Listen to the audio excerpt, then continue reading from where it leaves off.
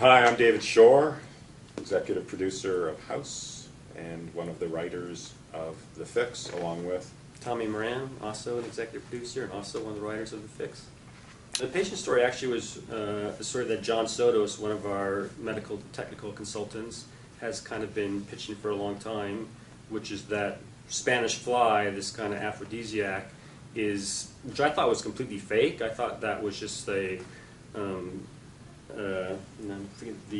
placebo. Myth, I thought it was just a placebo that con artists sell. But apparently there really is such a thing as Spanish fly, and it really is. There's an ingredient in it which is a very toxic poison, and there's been not a small number of cases of women who have been hospitalized because of their boyfriends giving it to them. And he's been pitching that for a long time, and so it kind of fit into this story. So it's a public service message. Right? Yes. Be careful of boyfriends. But Tommy also likes to do all our poisoning episodes. Yes. He's done a few. He's done more than his share. Sure, I'm not sure why that is. It worries me a little. We actually at one point had a boxing story that was going to be an A story, but due to some production issues wound up not being possible to do. And being all about conservation here, reuse, recycle, we decided to save that story. So we found a way to work that in. I just thought it simply doesn't have the stakes of a regular story.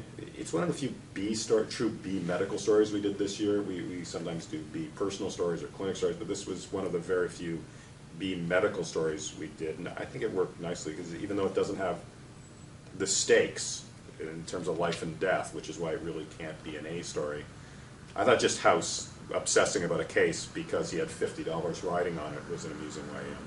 We work hard, actually, to make sure that the medical stories, and by medical stories I don't mean the medicine of the stories, I mean the character of the story, has an opportunity to reflect back on our main characters. And so, yeah,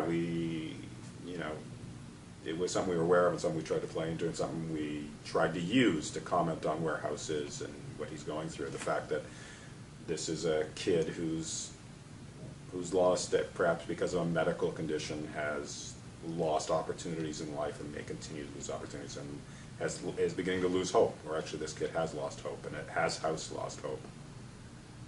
One of the other things which I really liked about that story was the final beat that we come up with, the idea that House, his triumphant moment when he solves the case, is actually bad news for the patient because he has this tumor in his neck and he'll never fight again. But it's this moment of relief, and House is happy about it because he actually finally got the answer that he's looking for. And I thought that was kind of very Houseian. The story about House using an experimental medication to treat his leg is a story that Russell and Garrett had been working on for a long time.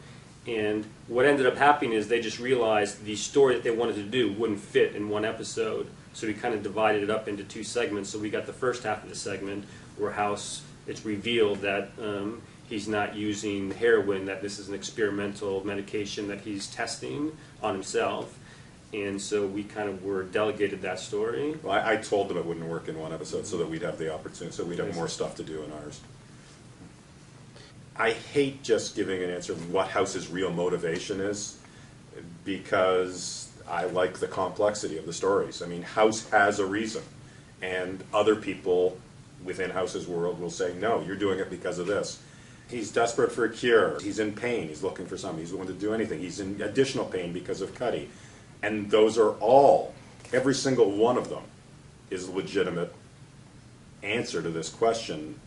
And I don't even mean to be coy about it. It's not like I have a secret answer. Every one of those reasons were probably part of his decision.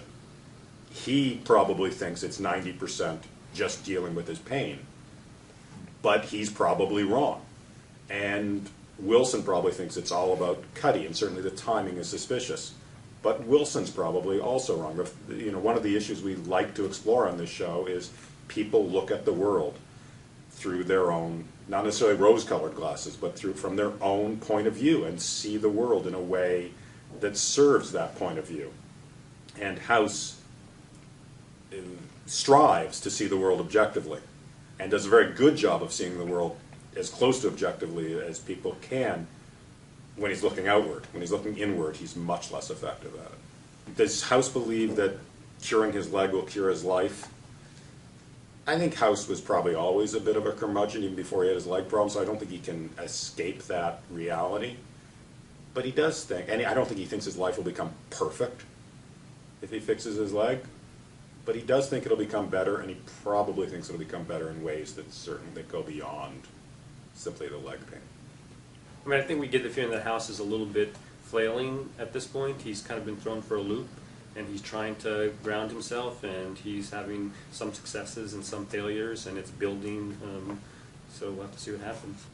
The show, unfortunately, or fortunately, or whatever, is not about the happy ending, and and I get that people want him to be better and want him to be happy, but I don't think we really do in a way. I think we watch him for his foibles and for his difficulties and how he deals with those, and I like him as he is.